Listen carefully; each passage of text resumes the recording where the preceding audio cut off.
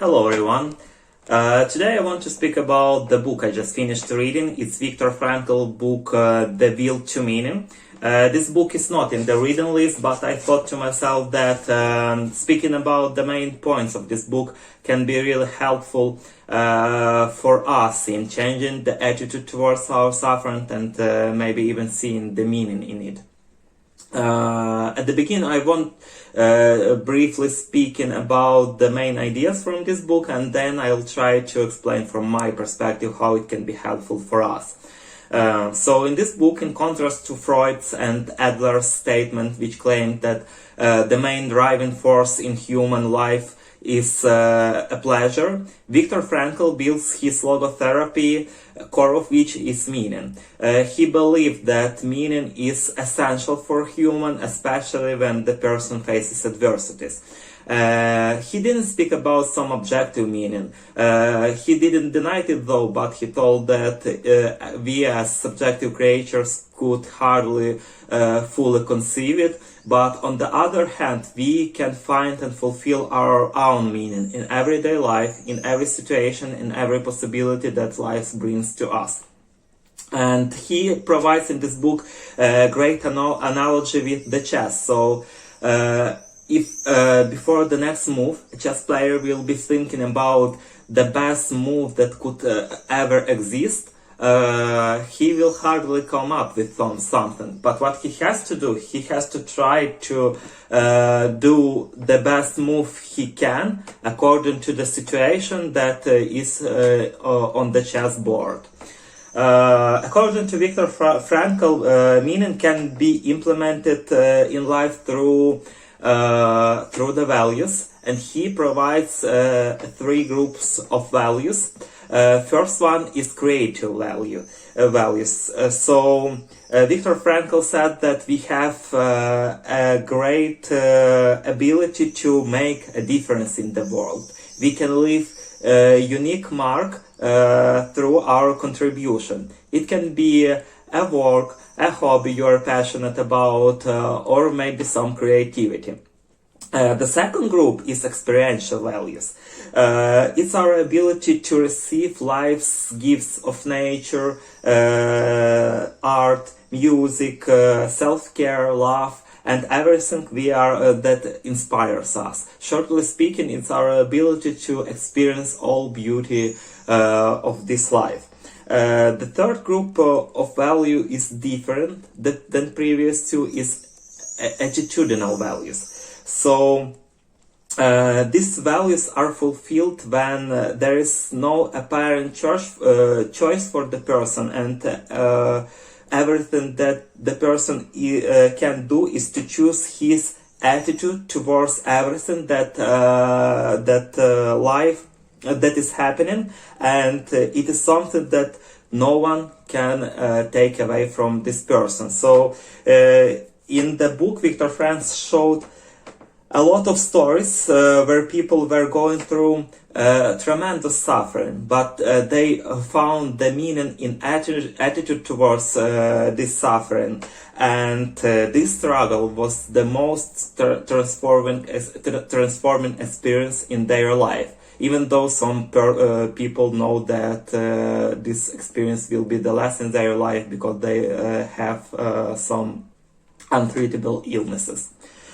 And while I was reading it, I thought to myself, oh, it is so accurate to us. We can find the meaning knowing that we didn't choose our brain, our OCD, but we can definitely choose our attitude towards it and find the meaning in our reaction to it. But then I suddenly thought to myself, hold on, not only attitudinal meaning could be fulfilled when we are suffering with OCD. Not only attitudinal values are open from us when we are suffering with OCD, but actually, according to Viktor Frankl, we can fulfill all three groups of values. Suffering, uncomfortable sensation, or OCD symptoms can't stop us from doing almost everything we want in life. Yes, it could be very challenging and hard, but it's definitely not impossible. So let me provide the example here from my life. 2 years ago, when I knew almost nothing about OCD and had very little hope, I still could work, and I was working at that time. Also, as my hobby is poetry and music, even in that period I wrote a few poems. Also, the beauty of nature was open for me. I could see it, I could watch films, listen to music and read books, even in that period. And I want to mention a gratitude factor here. So when we have OCD, life is not taken away from us.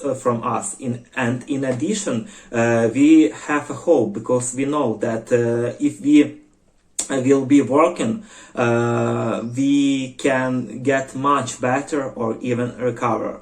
So our situation is not as bad as we sometimes imagine it to be. And Viktor Frankl says that we are limited in this world by our by our genetic heritage, society, people that raise us and surround us. But at the same time, we have a freedom. We have a freedom of choice by how we will be dealing with all we didn't choose, but we have. Before sculpture is made, an artist starts his work with rare material. The same situation in our lives. It depends from us what we create from what we didn't choose, but we have. It's our freedom, and also it's our responsibility. I wrote down a few sentences from this book, and I want to finish this video by reading them. Yehuda Bacon, one of Israel's leading artists, once published the following account of his experience during the first period after his liberation from concentration camp. I remember one of my first impressions after the war. I saw a funeral with huge coffin and music, and I started to laugh. Are they crazy to make such a fuss over the corpse? If I went to a concert or theater, I would calculate how long it would take to gas a crowd of that size. How many clothes, how many gold teeth would they left? How many sacks of hair they would make? So far Yehuda Bacon suffering. Now, what is the meaning? As a boy, I thought I will tell them what I saw in the hope that people will change for the better. But people can change and didn't even want to know. It was much later that I really understood the meaning of suffering. It can have a meaning if it changed you for the better. Thank you guys, and have a great day. Bye.